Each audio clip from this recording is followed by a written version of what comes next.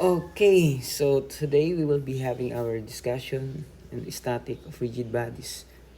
At this moment, we will be having a topic of moment of force.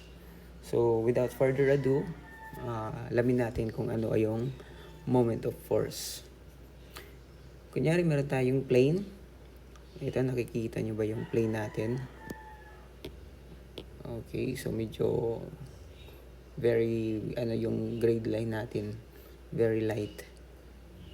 Okay.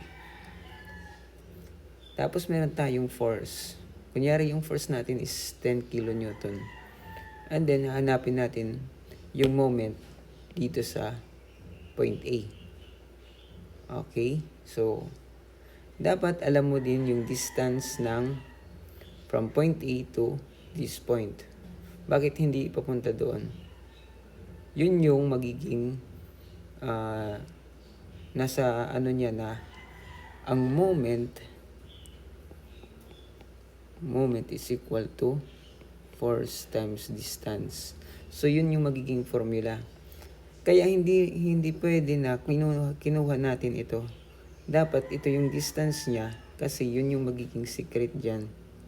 Magiging applicable lang yung moment is equal to force times distance pag naging perpendicular yung force mo at saka yung distance. Pag perpendicular sila, applicable na ito. Pag hindi siya perpendicular, pag hindi perpendicular yung distance mo sa force na yan, hindi siya pwede. Okay, so dapat perpendicular. That is the formula for the moment.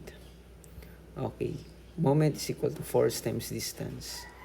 So, kunyari meron tayong paikot, iikot kasi dito yan sa point na yan. Assumption natin is clockwise positive. So, ibig sabihin, counterclockwise negative. So, walang problema sa assumption mo na yan. Kahit yung assumption mo is counterclockwise, maging positive, okay lang yan, walang problema. As long as hindi kayo malito sa pag ng rotation, sa ikot ng rotation ng moment. Anyways, lalabas din naman sa sagot mo kung ano yung mangyayari sa rotation ng moment, kung magiging counterclockwise or counterclockwise. So yun lang naman. So kunyari iikot na siya, di ba? Ayan, iikot na siya.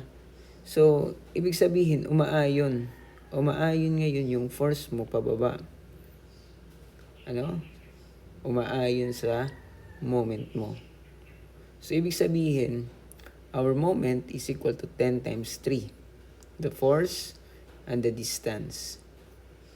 The force and the distance. So, that is 30 kilonewton meter. So, importante din na ilalagay natin yung unit. So, unit kasi, kilonewton meter kasi multiply the force times the distance para hindi din tayo malito. Okay. So, that is our illustration of number 1 about moment of force. Sige, para medyo maano pa natin, mas maintindihan natin itong moment of force, we'll be having our illustration number 2. Ganon din, meron din ulit tayong plane. Okay, so ngayon naman is 30 kilonewton naman yung force natin, kaya lang paangat at saka nakatihaya. Okay, at the same time naman, ganun pa din yung A natin. Kukunin natin yung moment at this point A. Okay, paano natin gagawin yan? Okay, ganun pa din yung assumption natin, positive. Positive pa din, clockwise. So, syempre, i-extend natin yan. Tapos, dapat makuha natin itong distance na perpendicular pa din siya. Kahit yung force natin is nandito lang, hanggang dyan lang, dapat i-extend natin yan. Kaya may extension siya dito. Para makuha natin itong perpendicular distance niya. Okay? Kasi hindi siya pwede na kukunin natin itong distance kasi hindi na siya magiging perpendicular. So, dapat dito tayo sa kanyang perpendicular distance.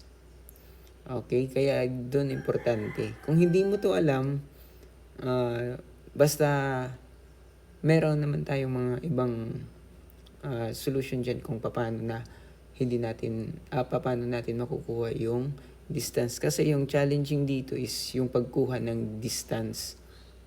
Yun yung magiging challenge talaga, is yung pagkuha ng distance na magiging perpendicular sa force. Yun lang yung dyan. Okay, so ito na yung rotation. Yan na yung rotation niya, ito. Papunta doon. So, ibig sabihin, sumasalungat siya sa agos ng ating rotation. Kasi yung rotation natin is, pag ganyan, positive. So, since sumasalungat siya, ibig sabihin, magiging negative. So, 30 times 3, that is the force times distance, so that is negative. Kasi sumasalungat siya. Okay? Sumasalungat siya sa agos ng ating assumption na rotation. So, ibig sabihin yan, i-correct natin yan. So, ibig sabihin yan, yung rotation ng moment mo is pag ganun. Pa-counterclockwise yung rotation ng moment mo. Kanina kasi, yung rotation natin, nag-assume tayo na pag ganun, pa-clockwise. So, ibig sabihin, nung nirotate natin siya pa-clockwise, nagkaroon tayo ng value na negative. Nagkaroon tayo ng value na negative. So, ibig sabihin, yung assumption natin is, hindi naman siya mali, pero, hindi naman siya totally mali. Mali lang yung orientation ng ating ikot. Kasi yung paikot pala niya ng moment is pa-counterclockwise. Kaya meron tayong ganyan. I-correct lang natin, tatanggalin natin yung negative value, tapos lalagyan natin ng counterclockwise kung ano talaga yung magiging rotation niya. So, I hope na may natutunan kayo dito sa ating moment of force. So,